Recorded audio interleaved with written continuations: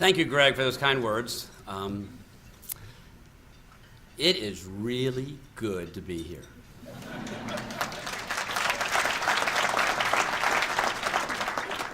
I'd like to thank the Chamber for hosting this important event. Thanks to President and CEO Leonardo Baclardi, to Miles Kaufman, the Chairman, and the entire Chamber. I'd again like to express thanks to the voters of Howard County for their confidence and for allowing me this amazing opportunity to serve you as your county executive. I know I've said this before, but it bears repeating. I work for you.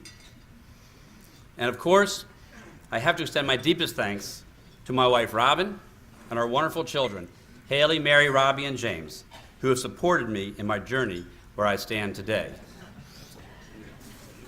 I'd like to present some flowers to Robin.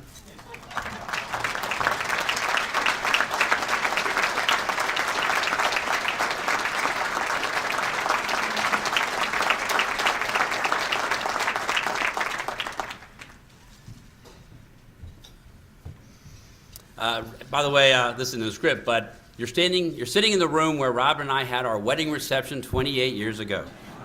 It's pretty cool, pretty cool. Also, my daughter Haley is here, so I want to recognize her as well. Thank you, Haley.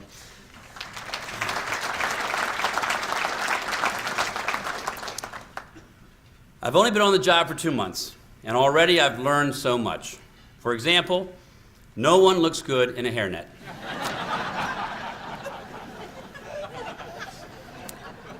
The first order of business is to state unequivocally that I believe in collaboration and bipartisan politics. I always have, and I always will. Citizens of the state of Maryland don't elect us so we can engage in endless squabbling and party politics. They elect us to find solutions to problems and issues that affect their daily lives. They expect us to work together, and they expect us to work for them. I pledge to work cooperatively with our county council. Mary Kay, Jen, Greg, Calvin, John, I look forward to working with you and having many successful years together. Friends, the state of our county is strong. How we got here is important, but our challenge is how we become even stronger. We have a great county because of you, our residents and our businesses, who work hard every day. So thank you. I especially want to thank the 2,800 Howard County employees who make this county such a wonderful place to live. From the folks who clear the roads during the snowstorms, to those who protect us from crime and fire, to those who directly work with constituents. Our county would not be consistently ranked one of the best places to live in America without your dedicated service. We applaud you.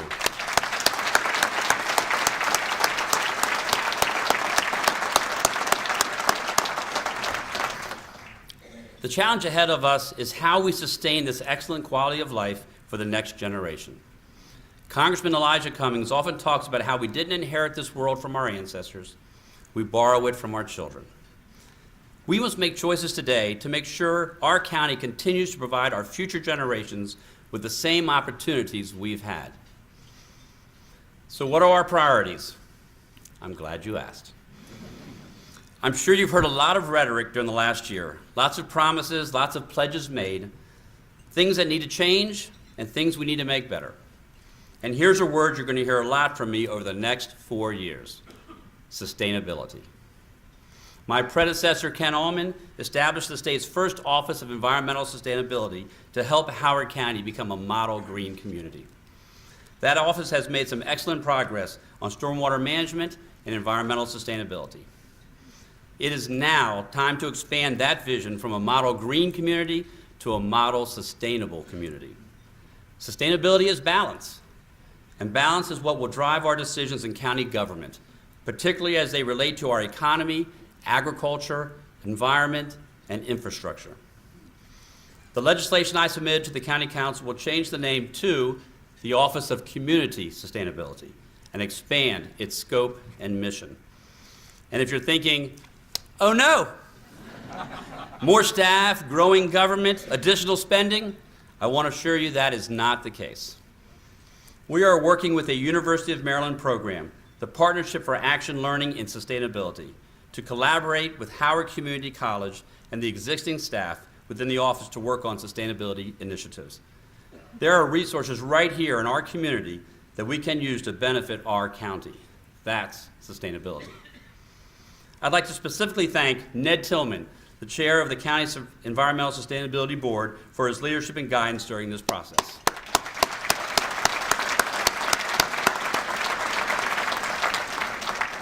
This was not an easy endeavor, and it took a lot of help from many people from all across the spectrum.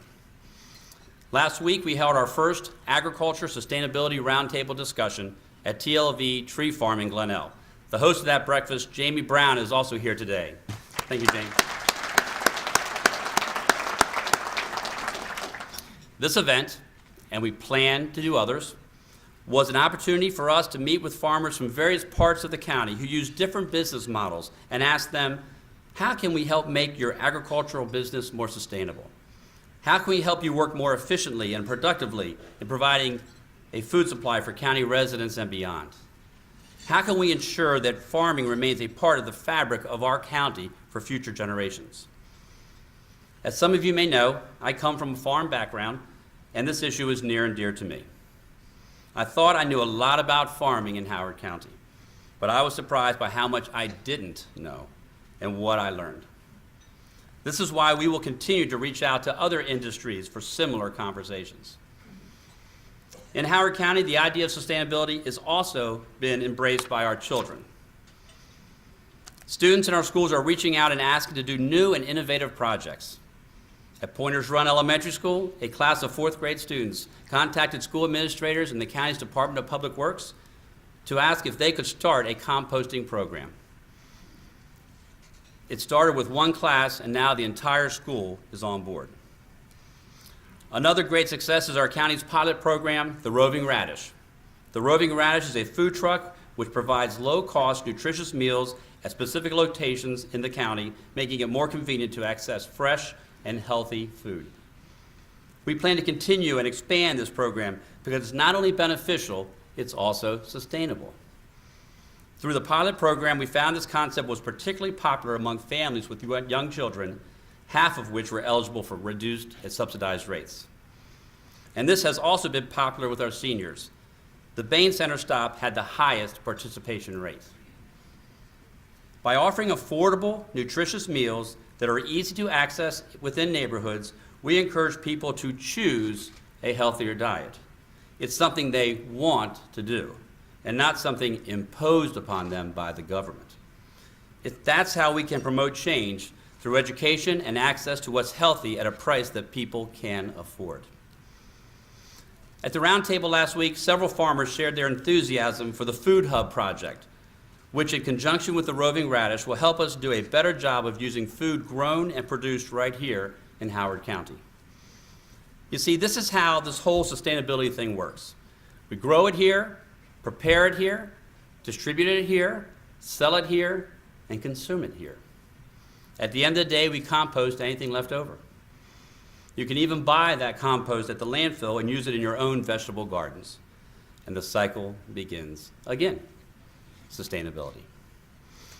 In Howard County, we have a proud history of more than 2 decades of focusing on the environment, with curbside recycling, mulching Christmas trees, erecting green buildings, using solar energy to power lights and hot water heaters, and using more hybrid vehicles than any other local government in the state. In many ways, we're far ahead of other communities across the nation. But that doesn't mean we don't have more work to do. One of our biggest environmental challenges has been with us for nearly 250 years, and that's the flooding issues in downtown Ellicott City. The capital budget proposal that I will submit to the County Council will include $2.5 million to start flood mitigation projects. This will be an ongoing commitment. I think we've done enough studies and planning. It's time to start the work.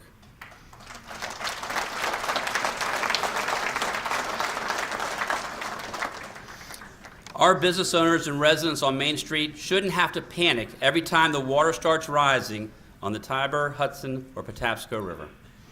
In a few weeks, Councilman John Weinstein and I will make some important announcements about immediate steps we are taking to get started. Ellicott City recently achieved the designation as a Main Street Maryland community, a process that took nearly 6 years to complete. This is a significant recognition. Ellicott City's Main Street is one of the gems of Howard County, and we can't afford to risk its future any longer. Additionally, to encourage economic growth, we are working on an exciting initiative to bring free Wi-Fi to downtown Ellicott City. This will harness the strength of the inter-county broadband network without requiring any additional appropriation of funds. As a county, I believe it's important for us to help our economy grow. A thriving business environment is absolutely critical to maintaining our quality of life. As Governor Hogan has said, Maryland is open for business. While Howard County has always been open for business, I'm excited to have the governor as a partner. Now, when a business decides to come to Maryland, I'm confident we can get them to choose Howard County. Our county continues to attract cutting-edge businesses like the 3D printer manufacturer in Maple Lawn. This venture was funded by an incredibly successful Kickstarter campaign that raised over $3.4 million. The company, M3D, started with 25 employees and now has 57. By the end of this year, they're expecting to have 150 more. I'd like to recognize one of the company's co-founders, Michael Armani, who is a River Hill High School graduate and studied at our school's Applications and Research Laboratory. Stand up again, Michael.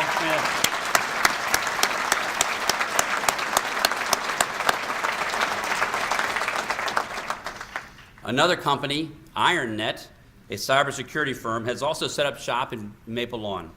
Its CEO, General Keith Alexander, was the top military man in charge of our nation's intelligence and cyber communities. He decided to relocate his company from Washington, D.C. to Howard County. In the next few years, this company is expected to add several hundred new high-tech jobs. These are sought-after jobs that attract and retain a highly trained workforce. I'm proud to make several economic development announcements today. First, Food Authority will be taking over 78,000 square feet of space in Jessup, bringing 120 jobs to Howard County and $2 million capital investment. Second, we have more than $600,000 worth of catalyst loans in the pipeline for small and minority-owned businesses. The first of these went to Manor Hill Farm for developing the county's first farm brewery. And third, I've asked Lonnie Robbins, our Chief Administrative Officer for the county, to take the necessary steps so that the county can begin to invest locally. Building a sustainable economy starts with us. Taxpayer funds spent on critical services should be reinvested right here. We can help businesses in Howard County thrive by increasing the percentage of county services that are contracted to locally owned small and minority businesses.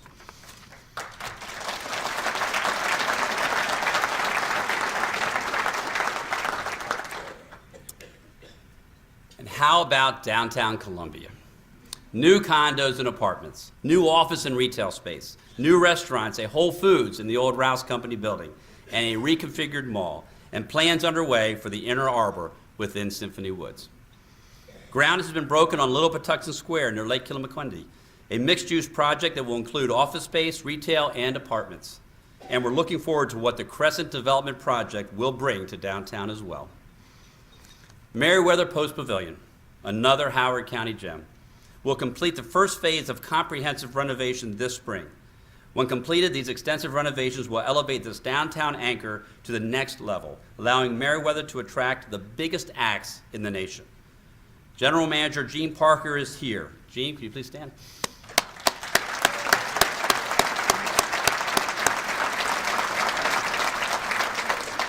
Gene's done a tremendous job turning Meriwether into a world-class venue.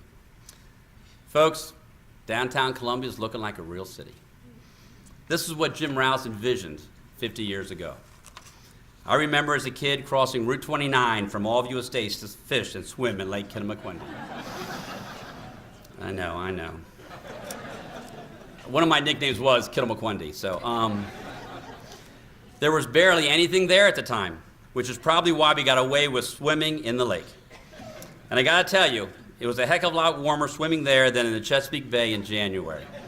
Tried jumping in 24 times. That water was a little cold, but it was well worth it for a great cause.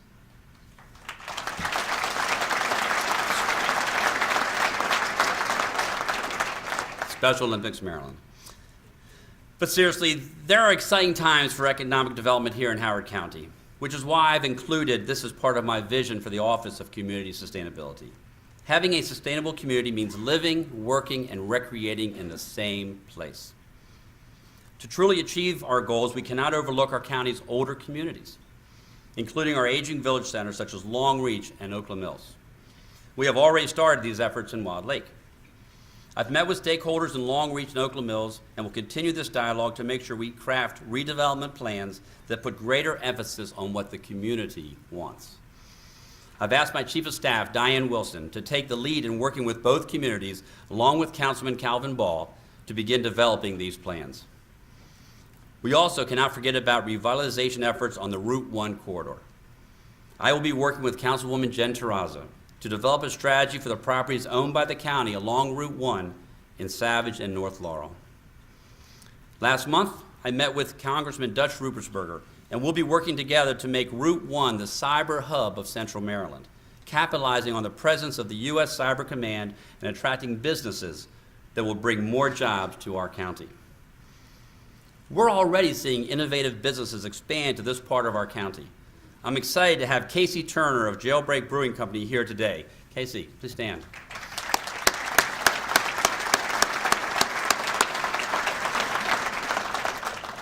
Jailbreak's owners represent the kind of forward-thinking entrepreneurs who will drive our innovation economy. Now, I have said this many times before, I do not believe the county government should be in the business of buying land for economic development, and that will not happen in my administration. However, I understand that we need to do the best we can with the properties that we currently own. We need to move quickly to begin redevelopment in areas such as Long Reach and the Route 1 corridor. My hope is that we can work with the private sector to develop public-private partnerships so that the fiscal impact on our taxpayers is kept to a minimum. Being responsible to our taxpayers is a top priority. After taking office, I was advised that we have a $15.8 million shortfall in our current fiscal year. We are certainly not alone in facing a fiscal shortfall. Although it has been a difficult process, we will soon announce our plan to ensure that we have a balanced budget for next year.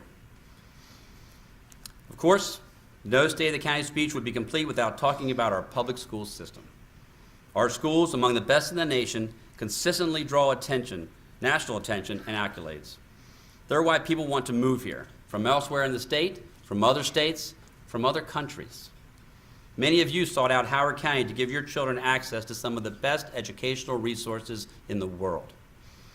As you know, I'm a product of this school system. I attended Atherton Elementary School, Ellicott City and Hammond Middle Schools, and Atherton High School. Yes, they're all me. The one on the left, you can talk about Opie, and we'll see. You can see Robin knows that I've told people they could never see that picture ever again, and she gave that to them. 28 years, Robin, 28 years. Today, I've invited one of my favorite teachers, the Reverend Dr. John Lunn, who taught in Howard County Public Schools for 31 years before retiring in 2003.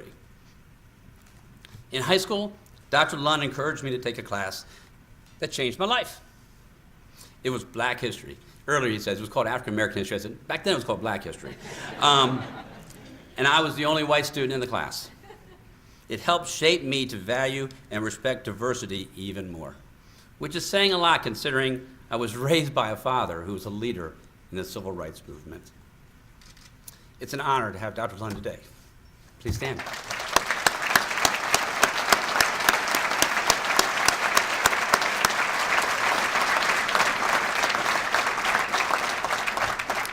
See, teachers do make a difference in individuals' lives. Our schools are great, not just in bricks and mortar, not just in supportive parents and high test scores, and not just because Haley Kittleman teaches at one of them.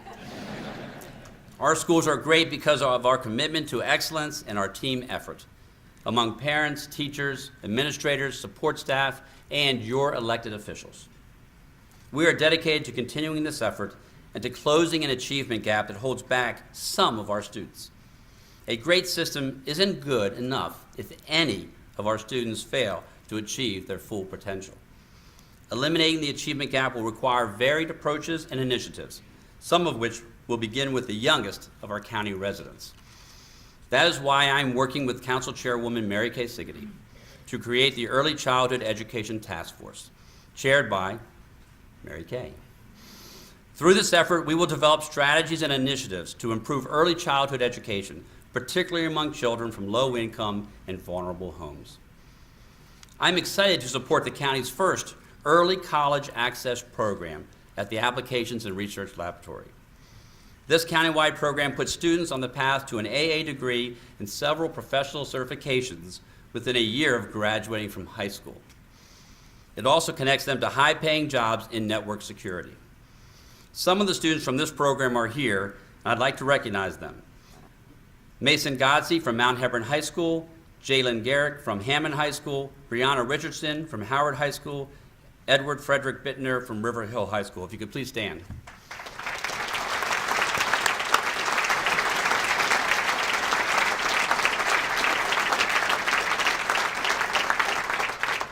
Thank you for joining us today. We have high hopes for all of you. I am enthusiastic about the Early College Access model, which will be expanding to Oakland Mills High School with a similar program next year. This is yet another step we are taking to become a more sustainable community. By helping students succeed at every age level, we help them develop critical career readiness skills so that they can take advantage of the excellent jobs that Howard County attracts. And we hope that they will choose to live right here in Howard County, especially as we work toward building a vibrant downtown Columbia and revitalizing our aging neighborhoods. I talked earlier about M3D, the 3D printing company. When Michael Armani and his business partner looked for a home for their company, they chose to come home to Howard County. We have many excellent leaders to thank for this. Among them, Dr. Renee Foose. Thank you for your leadership in ensuring that our children get a first-class education. Dr. Kate Hetherington. Thank you for your visionary guidance at Howard Community College in keeping up with our innovation economy. Valerie Gross. Thank you for your enthusiastic leadership, making our library system the best in North America, and for offering programs such as High Tech and one of my favorites, Battle of the Books. And speaking of the best, I'd like a rousing round of applause for Jody Zepp of Hammond High School, recently named Maryland Teacher of the Year.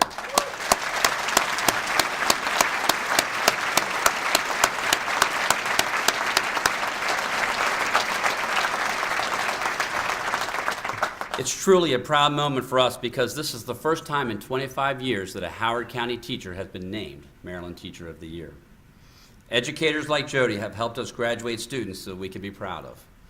One of those students, a former Hawk, now a Raven, Michael Campanero, is here. Please stand, Michael.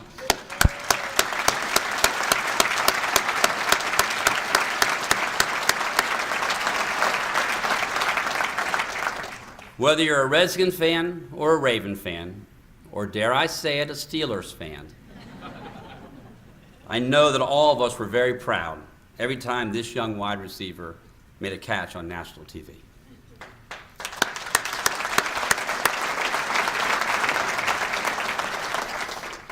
We have so many things to be proud of in Howard County that I could go on for another 20 minutes, but I'm guessing you don't want me to do that. So let me quickly single out a few more outstanding people and briefly touch on a few other initiatives. I appointed Police Chief Gary Gardner as one of my first actions as county executive. Chief Gardner has ambitious plans to expand community outreach initiatives, and we look forward to his leadership. Chief, please stand.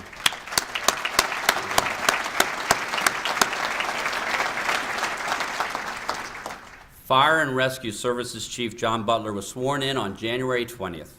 I was impressed with him when I first met him, and even more impressed to watch him lead the department during very difficult times over the last several weeks as we mourned the loss of firefighters Nick Garner and Eric Stasiak. Chief?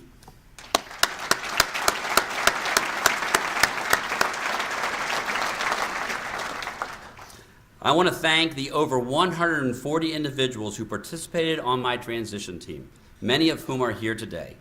I want to give special thanks to Mike Davis for all of his hard work as chairman of the transition team. Please, Mike, stand.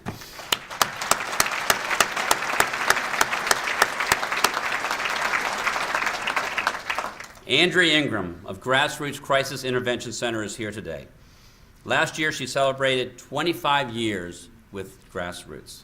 I am inspired by her strength and appreciate her support for the New Day Resource Center, which will help end homelessness in Howard County, and I want to thank the County Council for voting in favor of that resolution. Thank you, Andrea.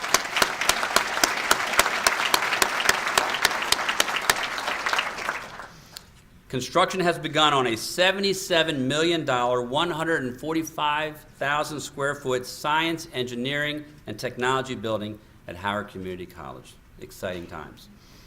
Work is underway to implement Open Howard, which will make data available online so you can see where your tax dollars are going.